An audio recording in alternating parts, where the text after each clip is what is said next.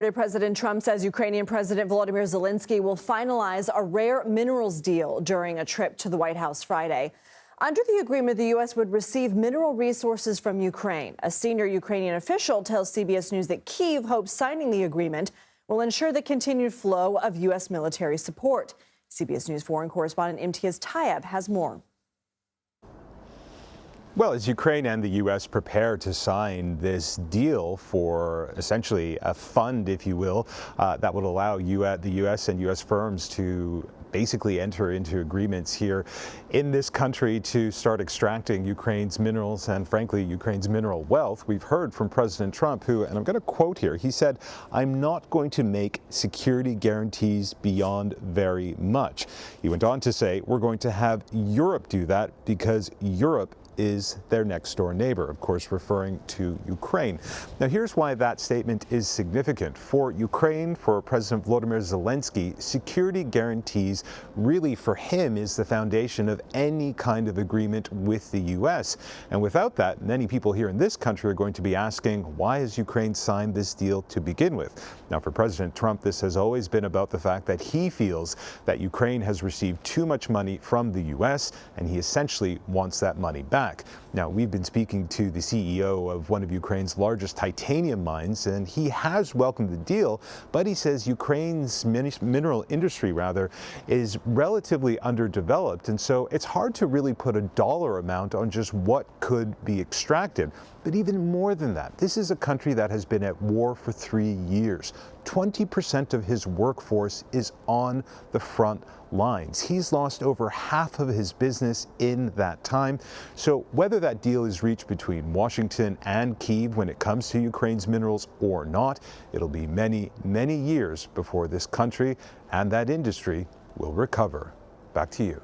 Imtiaz Tyab, thank you. Max Bergmann joins us now. He's the director of the Europe, Russia, and Eurasia program at the Center for Strategic and International Studies. Thank you for being here. So as we just heard, President Trump said he will not make very many security guarantees and is relying on Europe to do that. What's your understanding of what that means, and has Europe indicated it could fill that gap?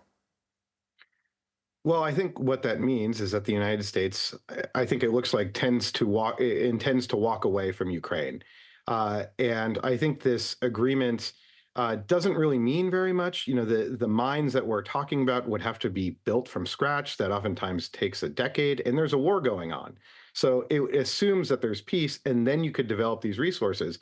And I think for the Ukrainians, they saw this as an opportunity to hopefully keep the U.S. engaged and keep weapons flowing. But it looks like the Trump administration at least doesn't intend to go back to Congress to get more funding for Ukraine.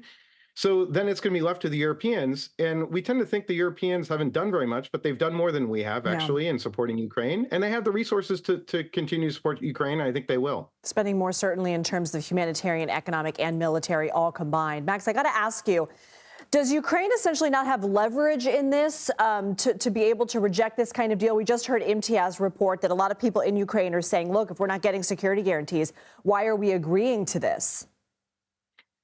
Well, I think Ukraine always has leverage. I mean, look, the last country to underestimate Ukraine was Russia, and there's 100,000 dead Russians now in Ukraine. So I think what Ukraine saw was it wasn't really worth the fight. They were hoping to entice the Trump administration. They then demanded that Ukraine sign the deal and gave nothing in return. And I think the Ukrainians decided that it wasn't really worth making a big fight over what is a deal sort of on paper, but probably not in reality.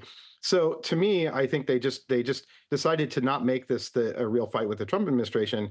But I think they will say no to any deal that will threaten their sovereignty and threaten their future security. So I think Ukraine still has leverage because they're the ones right now fighting on the front lines and, frankly, holding the Russians at bay on their own. Max, Trump said Wednesday that President Putin will have to make concessions. Let's listen. Will he have to make concessions, President Putin? Yeah, he will. He's going to have to. And I believe that because we got elected, that war will come to an end. What concessions would you like to see?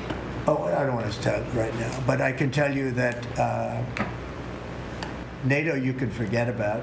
I think that's probably the reason the whole thing started. What do you make of those comments? I think they're somewhat very unclear and, if not, incoherent. So I think we have made concessions. We have taken the potential for Ukraine to join NATO off the table. You could say that that makes sense. But the Russians haven't made any concessions. In fact, they got a meeting with the United States and Saudi Arabia. Russia is trying to break out of its diplomatic isolation. And I think that was a win for Russia. And I think if you're Vladimir Putin, they see a big light at the end of the tunnel in this war. And I think they're going to try to win it on the battlefield, where U.S. aid has been very important for Ukraine. And the Trump administration's apparent unwillingness to keep aiding Ukraine could mean that Russia in a year or two could win this war. It'll take them a long time, but Vladimir Putin thinks about this war in a very different way than we do. He's numb to the casualties that the Russians are suffering, and he's thinking of himself as a great czar, and it's worth it to him to try to take Ukraine. That is what he is after, to try to control Ukraine, not just get a little bit more territory. So Max, I'm out of time, but does that essentially mean that you're cynical in terms of a deal? Yes, I think the potential for a negotiation here is very low unless we make it clear to Vladimir Putin that there's no chance to win this war on the battlefield.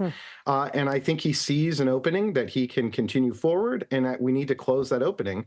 But if we pull back our military aid, which it looks like we might do, and the Europeans don't fully step up, then I think Putin will see that he can continue to try to degrade and erode the Ukrainian forces on the front lines, and then maybe break through at some point. Maybe that's in 2026, maybe that's in 2027. But we'll see. I hope I'm wrong, and I hope the president is right, and that we can get this war to an end, because it's incredibly costly for Russia, for Ukraine, and Ukraine wants to have a European future, and I hope that happens. Max Bergmann, thank you.